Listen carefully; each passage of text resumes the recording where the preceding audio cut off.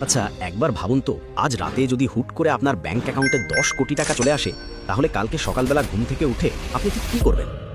সত্যি করে বলুন তো, আপনার মাথায় কি প্রথমেই ইনভেস্টমেন্ট বা সেভিংসের কথা আসবে, নাকি প্রথমেই মনে হবে ধুর, বসকে কালকেই একটা কড়া রেজিগনেশন লেটার ধরিয়ে দেবো আর পরশুদিনই একটা ব্র্যান্ড নিউ গাড়ি কিনে সোজা কক্সবাজার ট্যুর দেবো?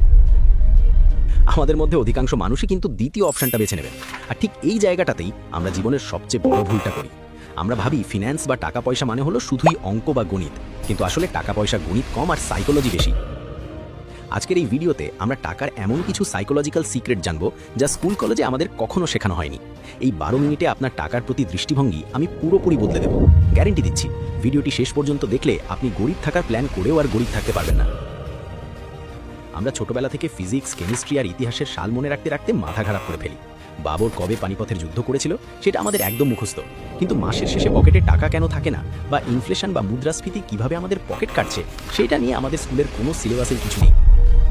সমস্যাটা হলো আমরা মনে করি টাকা কামানো মানেই বড় লোক হওয়া, কিন্তু টাকার সাইকোলজি বলে টাকা কামানো এক জিনিস আর সেই টাকা ধরে রাখা সম্পূর্ণ অন্য জিনিস।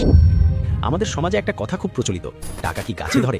বিশ্বাস করুন, টাকা গাছে ধরে না ঠিকই, কিন্তু আপনি যদি টাকার সাইকোলজি বা মনস্তত্ত্ব বোঝেন, তবে আপনি টাকার এমন বাগান বানাতে পারবেন যেখানে আপনি রাতে ঘুমিয়ে থাকলেও টাকার ফলন হতে থাকবে। বিষয়টা পানির মতো সহজ করার জন্য চলুন একটা গল্প দিয়ে শুরু করি। আমাদের গল্পের হিরো হলো বল্টু।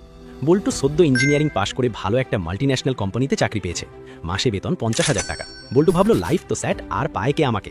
প্রথম মাসের বেতন পেতেই বল্টু কি করলো জানেন? লেটেস্ট আইফোনটা কিস্তিতে নিয়ে নিল, বন্ধুদের নিয়ে দামি রেস্টুরেন্টে বিরিয়ানি পার্টি দিল, আর অফিস যাতায়াতের জন্য একটা স্পোর্টস বাইক ইএমআইতে কিনে ফেললো।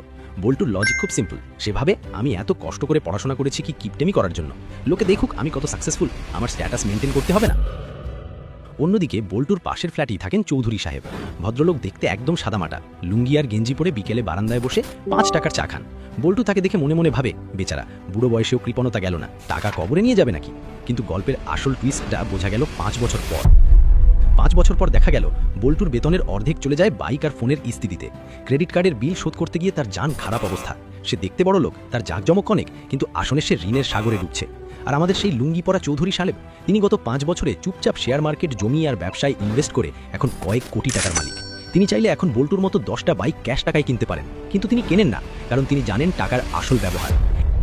এখানেই টাকার সাইকোলজির প্রথম এবং সবচেয়ে গুরুত্বপূর্ণ পাঠ। রিচ বা ধনী হওয়া আর ওয়েলদি বা সম্পদশালী হওয়া এক জিনিস নয়। বল্টু হলো রিচ, মানে তার ইনকাম বেশি, খরচও বেশি, দেখানি ভাব বেশি। আর চৌধুরী সাহেব হলেন ওয়েলদি, মানে তার সম্পদ চোখের আড়ালে থাকে, যাটাকে ফিনান্সিয়াল ফ্রিডম বা আর্থিক স্বাধীনতা দেয়। এখন প্রশ্ন হলো, বল্টু কেন এমন করলো? সে কি বোকা? না, সে আসলে একটা মনস্তাত্ত্বিক ফাঁদে পড়েছে। সেই ফাঁদটার নাম হলো মানুষ কি বলবে সিনড্রোম। আমরা টাকা খরচ করি এমন সব জিনিস কেনার জন্য যা আমাদের আসলে দরকারই নেই, শুধুমাত্র এমন সব মানুষকে ইমপ্রেস করার জন্য যাদের আমরা আসলে পছন্দই করি না। একটু ঠান্ডা মাথায় চিন্তা করে দেখুন তো, আপনি যখন রাস্তায় কোনো BMW বা দামি মার্সিডিজ গাড়ি দেখেন, আপনি কি গাড়ির ড্রাইভারের দিকে তাকান নাকি গাড়িটার দিকে তাকান? সত্যিটা হলো, আপনি গাড়িটা দেখেন আর ভাবেন, ইস, আমারও যদি এমন একটা গাড়ি থাকতো। আপনি কিন্তু ড্রাইভারকে পাত্তা দেননি, ড্রাইভারকে সেটা নিয়ে আপনার কোনো মাথা ব্যথা নেই। ঠিক একইভাবে আপনি যখন দামি ঘড়ি বা ফোন নিয়ে ঘোরেন, মানুষ আপনাকেই দেখে না, আপনার জিনিসটাকে দেখে, আর মনে মনে নিজের জন্য সেটা কামনা করে। তাই শো অফ বা ফুটানি করার জন্য টাকা খরচ করা হলো পৃথিবীর সবচেয়ে বোকামি সিদ্ধান্ত। আচ্ছা দর্শক বন্ধুরা, এই ফাঁকে আপনাদের কাছে আমার একটা প্রশ্ন, আপনার কি এমন কোনো বন্ধু আছে যে বেতনের চেয়ে বেশি ভাব দেখায়? কমেন্ট বক্সে তার নাম মেনশন না করে শুধু হ্যাঁ বা না লিখুন তো, দেখি আমাদের মধ্যে কতজন ভুক্তভোগী আছেন। এবার আসি টাকার সাইকোলজির সবচেয়ে শক্তিশালী অস্ত্রে, যার নাম কম্পাউন্ডিং। এটাকে আইনস্টাইন বলেছিলেন দুনিয়ার অষ্টম আশ্চর্য। এটা অনেকটা বাসি বিরিয়ানির মতো, শুরুতে মনে হয় সাধারণ, কিন্তু সময় গেলে এর আসল স্বাদ বোঝা যায়। ওয়ারেন বাফেট, যাকে আমরা ইনভেস্টমেন্টের গুরু মানি, তার মোট সম্পত্তির 95%-এরও বেশি তিনি কামিয়েছেন তার 65 বছরের পর।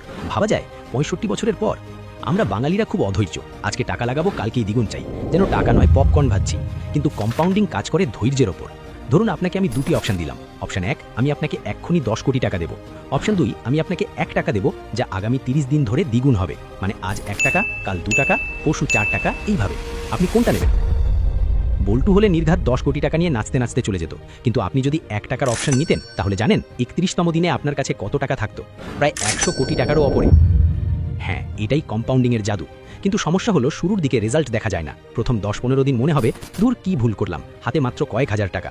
ঠিক যেমন জিমে যাওয়ার প্রথম 1 সপ্তাহ মনে হয় শরীর ব্যথা ছাড়া আর কিছুই হচ্ছে না, কিন্তু যারা লেগে থাকে তারাই 6 প্যাক বানায়। টাকার ক্ষেত্রেও তাই, যারা ধৈর্য ধরে ইনভেস্ট করে রাখে তারাই শেষে জিতে যায়। মনে রাখবেন, টাকা কামানো কঠিন হতে পারে, কিন্তু টাকা ধরে রাখা তার চেয়েও কঠিন। আমাদের দেশের লটারিতে জেতা মানুষগুলো দেখবেন কয়েক বছর পর আবার গরিব হয়ে যায়। কেন জানেন? কারণ তাদের মানি মাইন্ডসেট নেই। টাকা ধরে রাখার জন্য আপনার দরকার একটুখানি ভয়। হ্যাঁ, ঠিকই শুনেছেন, ভয়। যে কোনো সময় সবকিছু শেষ হয়ে যেতে পারে, এই ভয়টা থাকলে আপনি বেহিসেবি খরচ করবেন না। চৌধুরী সাহেব কোটিপতি হলেও তিনি জানেন কালকে মার্কেট ধস নামতে পারে বা বড় কোনো অসুখ হতে পারে, তাই তিনি সর্বদা প্রস্তুত থাকেন। একে ফিন্যান্সের ভাষায় বলে মার্জিন অফ সেফটি। মানে গাড়িতে যেমন এক্সট্রা চাকা থাকে, তেমনই লাইফেও এক্সট্রা সেভিংস থাকা দরকার। বল্টুর মতো আজ হ্যাঁ আজ যা আছে উড়ায় দেই এই ফিলোসফি সিনেমায় দেখতে ভালো লাগে, বাস্তব জীবনে এটা আপনাকে ফকির বানিয়ে ছাড়বে। আমরা আসলে টাকা কেন চাই? ভালো খাবার খেতে, দামি জামা পরতে, নাকি ঘুরতে যেতে? আসলে টাকার সবচেয়ে বড় ভ্যালু বা মূল্য হলো স্বাধীনতা বা ফ্রিডম। টাকা আপনাকে সেই ক্ষমতা দেয় যাতে আপনি বলতে পারেন, আজকে আমার কাজ করতে ভালো লাগছে না, আমি আজ কাজ করব না। বা আপনার বস যদি আপনার সাথে খারাপ ব্যবহার করে, তবে আপনি মুখের ওপর বলতে পারেন, আমি এই চাকরি ছেড়ে দিলাম, কারণ আমার চলার মতো পর্যাপ্ত টাকা জমানো আছে। বল্টু তার দামি ইএমআই শোধ করার জন্য বসের ঝাড়ি খেয়েও চাকরি করতে বাধ্য। সে আসলে নিজের সময়ের মালিক নয়, সে আসলে আধুনিক যুগের একজন কৃতদাস, শুধু তার গলায় টাই আর হাতে স্মার্টফোন। কিন্তু চৌধুরী সাহেব তার সময়ের মালিক, তিনি চাইলে কালকেই পাহাড়ে ঘুরতে যেতে পারেন। এই যে নিজের সময়কে নিজের মতো করে ব্যবহার করার স্বাধীনতা, এটাই হলো টাকার প্রকৃত ডিভিডেন্ড বা মুনাফা। তাই টাকার পেছনে দৌড়াবেন না, দৌড়ান ফ্রিডমের পেছনে। টাকা এমনিতেই আসবে। এতক্ষণ তো অনেক জ্ঞান দিলাম, এখন বলবেন ভাই সব বুঝলাম, কিন্তু প্র্যাকটিক্যালি কি করব? আমার বেতন তো কম, আমি কিভাবে জমাবো?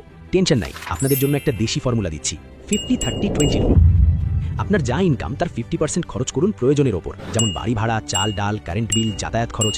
এগুলো ছাড়া আপনি বাঁচবেন না, তাই এখানে কার্পণ্য করবেন না। 30% খরচ করুন শখের ওপর, মাঝে মাঝে রেস্টুরেন্টে খাওয়া, মুভি দেখা, বা ওই যে পছন্দের গ্যাজেট কেনা। জীবনটা তো এনজয়ও করতে হবে, তাই না? একদম সন্ন্যাসী হওয়ার দরকার নেই। কিন্তু আসল খেলা হলো বাকি 20% টাকা। এই টাকাটা হলো আপনার ভবিষ্যতের আমির জন্য। এই টাকাটা স্যালারি পাওয়ার সাথে সাথেই আলাদা করে ফেলুন। মনে করবেন এই টাকাটা আপনার কাছে নেই, চুরি হয়ে গেছে। এই 20% টাকা ভুলেও ব্যাংকের সেভিংস অ্যাকাউন্টে ফেলে রাখবেন না, কারণ ব্যাংকের সুদের চেয়ে ইনফ্লেশন বা জিনিসের দাম বাড়ার গতি বেশি। মানে ব্যাংকে অলস টাকা রাখা আর বরফ পকেটে রাখা একই কথা, আস্তে আস্তে গলে সাইজ ছোট হয়ে যাবে। তাই এই টাকাটা সঞ্চয়পত্র, মিউচুয়াল ফান্ড বা ভালো কোনো জায়গায় ইনভেস্ট করুন, যাতে টাকা আপনার জন্য কাজ করতে পারে। আরেকটা গুরুত্বপূর্ণ বিষয়, হিংসা বা জেলাসি। ফেসবুক বা ইনস্টাগ্রামে অন্যের ভ্যাকেশন বা নতুন গাড়ির ছবি দেখে ডিপ্রেশনে ভুগবেন না। মনে রাখবেন, সোশ্যাল মিডিয়া হলো মানুষের জীবনের হাইলাইট রিল। কেউ তাদের লোন বা ঋণের কাগজ ফেসবুকে পোস্ট করে না। বল্টু তার বন্ধুর দুবাই ট্রিপ দেখে লোন নিয়ে থাইল্যান্ড গেল, ফিরে এসে দেখল পকেট গড়ের মাঠ। কাউকে নকল করে নিজের লাইফস্টাইল ঠিক করবেন না। আপনার দৌড় আপনার নিজের সাথে। গতকাল আপনি যা ছিলেন, আজ তার চেয়ে একটু আর্থিকভাবে ভালো অবস্থানে আছেন কিনা সেটাই আসল। বাকি দুনিয়া কি করলো তাতে আপনার কিচ্ছু যায় আসে না।